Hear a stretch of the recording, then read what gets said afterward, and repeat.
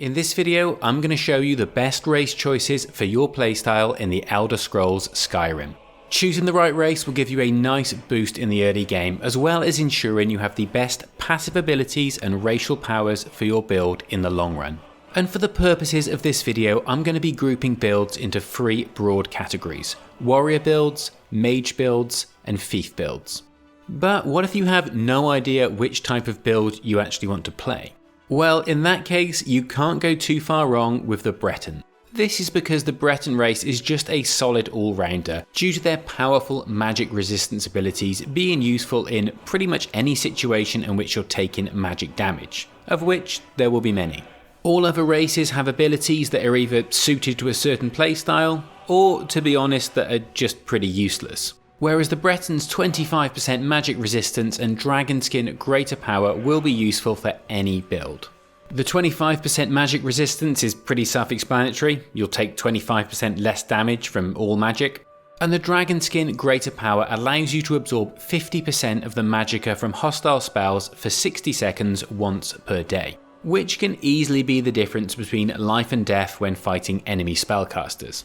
On top of this, Bretons receive a +10 bonus to their conjuration skill, as well as +5 to their alchemy, alteration, illusion, restoration, and speech skills, which basically gives them a bit of an advantage for certain mage builds early in the game.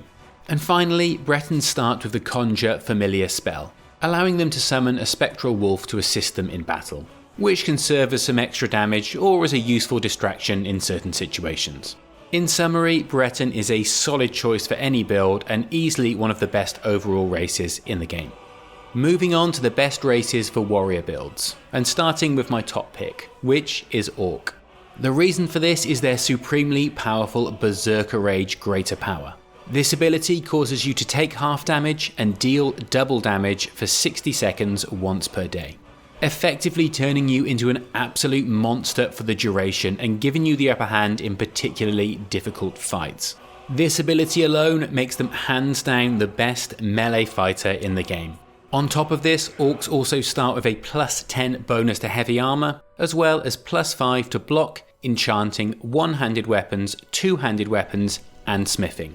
An overall solid mix of warrior-based skills to give you that boost in the early game. Secondly, we have the Nords. They're not quite as powerful as the Orcs for warrior builds, but they're also not as ugly either. They receive the Battle Cry greater power, which causes targets around them to flee for 30 seconds and is usable once per day. This can be a pretty useful ability if you're taking heavy damage and need to buy some time to heal up or perhaps to run away. Alongside this, Nords also gain a 50% frost resistance, which can be pretty useful when dealing with some of the particularly annoying frost spells in the game. In terms of skill bonuses, Nords receive +10 to two-handed weapons, as well as +5 to block, light armor, one-handed weapons, smithing, and speech, which provides pretty solid starting stats for an offensive warrior build in the early game. Overall, not a bad choice at all, and of course being a Nord is very on theme for Skyrim. The third option that's worth considering for warrior builds is Redguard.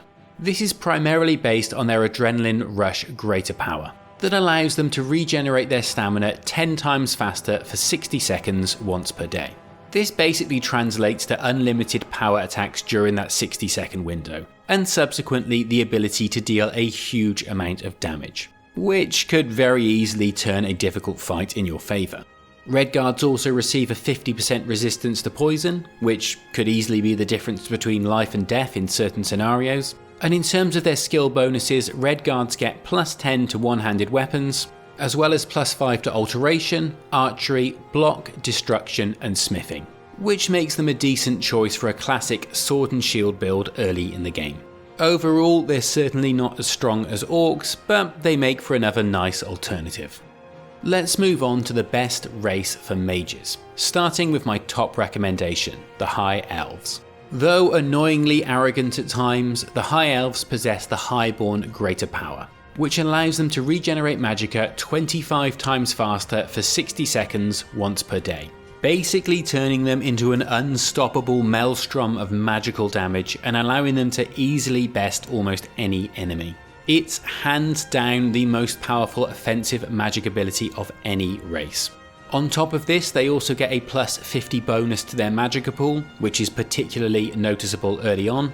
And they also start with the Fury spell, which causes creatures and people up to level 6 to attack anything nearby for 30 seconds. Which isn't game changing and any race can learn this spell, but it's certainly a useful spell to have and a nice one to get for free at the very start of the game.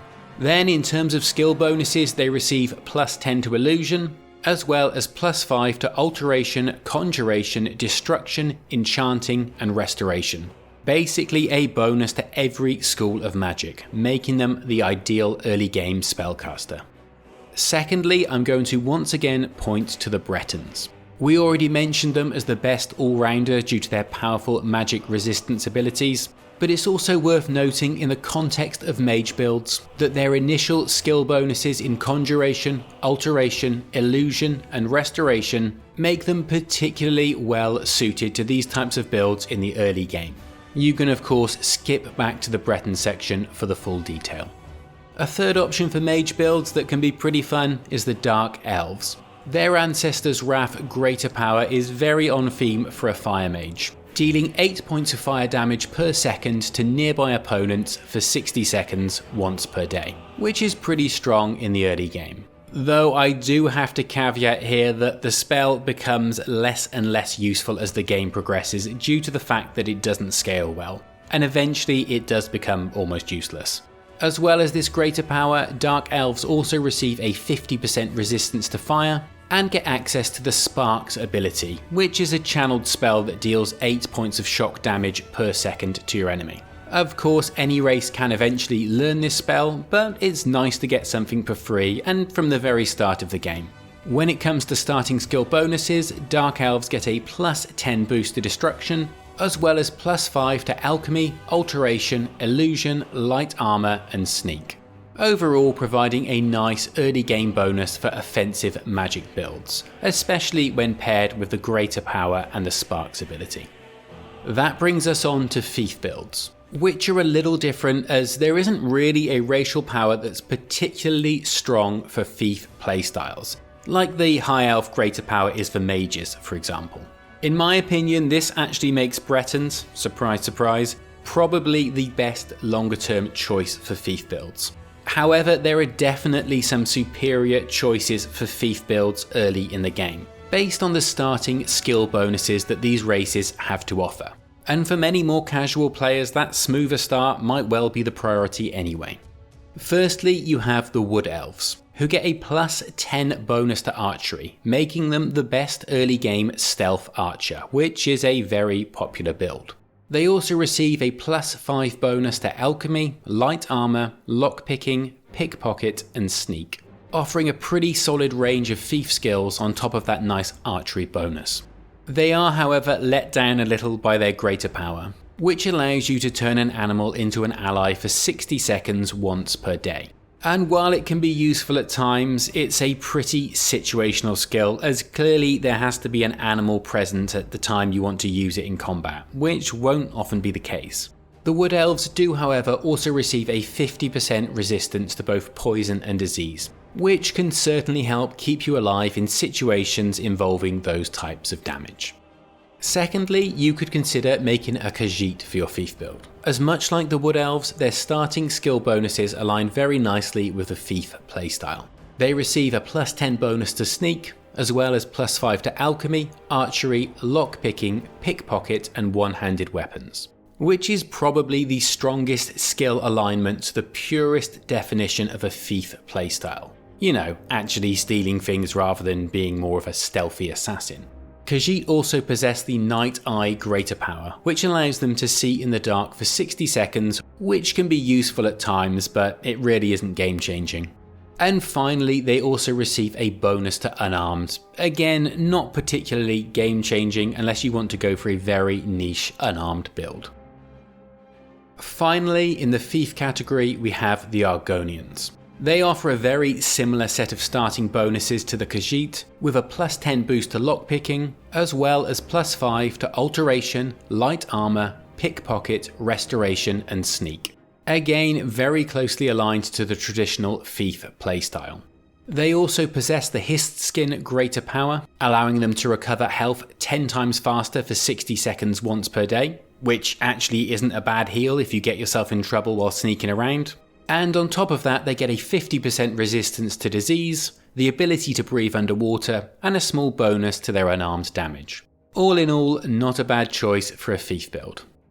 Now, if you've been paying close attention, you may have realised that there is one race that hasn't featured in any category, and that is the Imperials. This is because I don't see them as being a particularly good fit for any of the 3 main playstyles.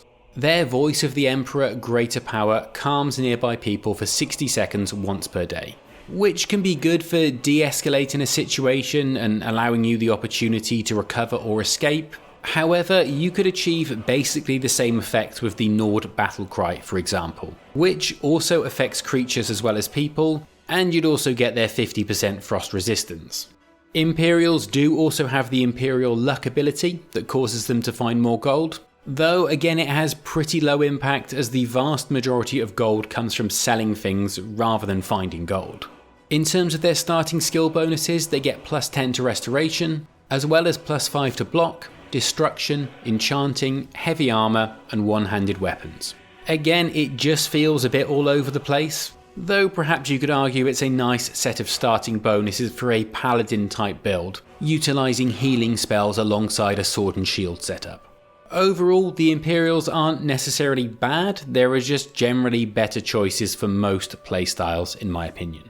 And that's pretty much it. Hopefully this guide has been useful in helping you to pick the best race for your playstyle. Maybe consider liking the video if it has. I also have plenty more Elder Scrolls guides on my channel as well as other games, so if that sounds interesting to you then maybe consider subscribing, and I'll see you in the next one.